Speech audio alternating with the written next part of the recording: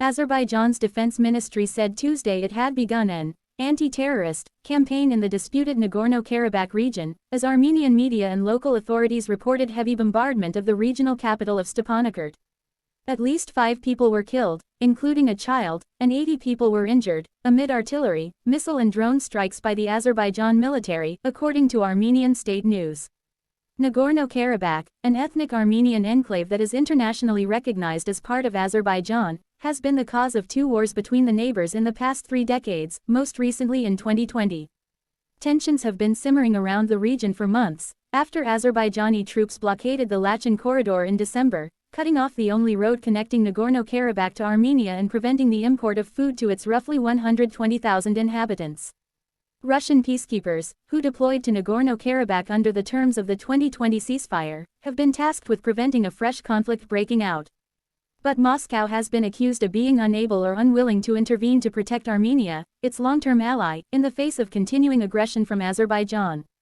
Karabakh authorities said they have asked for immediate talks with Azerbaijan, amid continued shelling of the region. In response, the Azerbaijani presidency said it is willing to meet with Karabakh Armenians, but added in a statement, to stop anti-terrorist measures, illegal Armenian armed groups must raise the white flag, surrender all weapons, and the illegal regime must dissolve itself. Otherwise, anti-terrorist measures will be continued until the end. The Azerbaijani Defense Ministry demanded in a statement Tuesday, the complete withdrawal of ethnic Armenian troops and the dissolution of the government in Stepanakert. The only way to achieve peace and stability in the region is the unconditional and complete withdrawal of the Armenian armed forces from the Karabakh region of Azerbaijan and the dissolution of the puppet regime, it said. As part of local anti-terrorist measures carried out in the Karabakh region of Azerbaijan, regular long-term firing points and military installations of the Armenian armed forces were destroyed by precise strikes by units of the Azerbaijan army, the ministry added.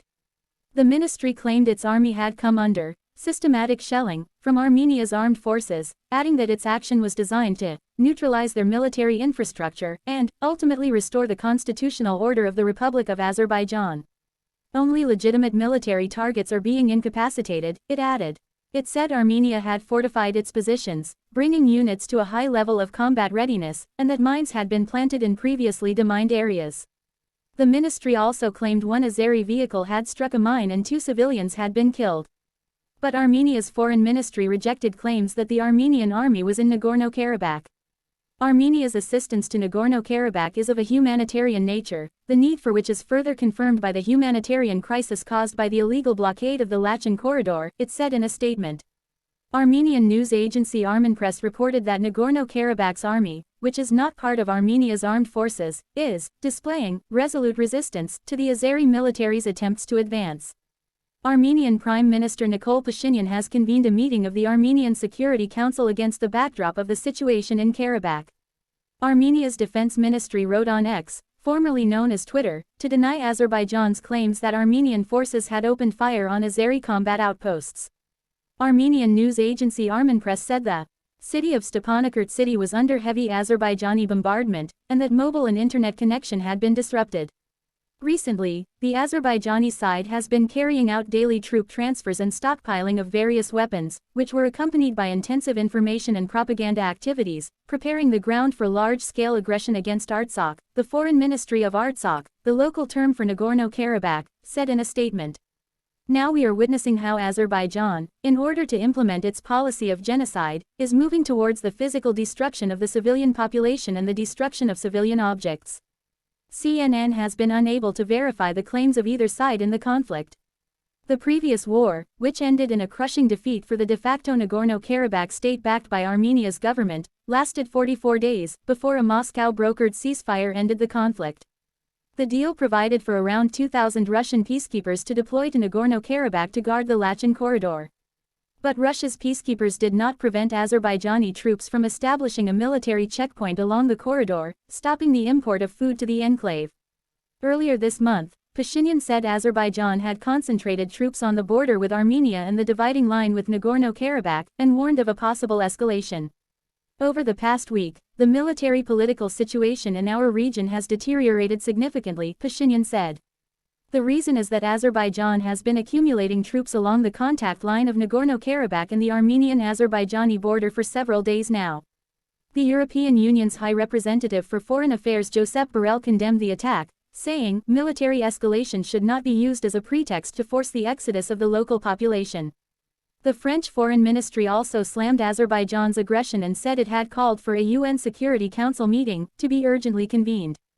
Pashinyan's told Armen Press that he had spoken with U.S. Secretary of State Antony Blinken and French President Emmanuel Macron about the unfolding crisis, saying that both sides emphasized the unacceptability of the use of force and noted the need to use international mechanisms for de-escalation.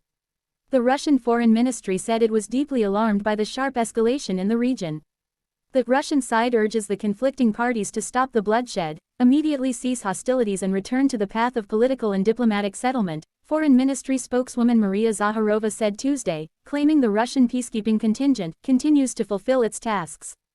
Kremlin spokesperson Dmitry Peskov also expressed concern about the sharp escalation of tensions and the outbreak of hostilities, and called for Armenia and Azerbaijan to adhere to the tripartite agreements signed after the war in 2020. But Pashinyan criticized Russia for not alerting his government about Azerbaijan's plans to launch military action. We haven't received any information from our partners in Russia about that operation, Pashinyan was quoted by Armen Press as saying, describing this as strange and perplexing. Azerbaijan has essentially launched the ground operation to subject the Armenians of Nagorno-Karabakh to ethnic cleansing, Pashinyan said. We believe that the Russian peacekeeping forces should first of all take measures, and second of all we expect the UN Security Council to take measures as well.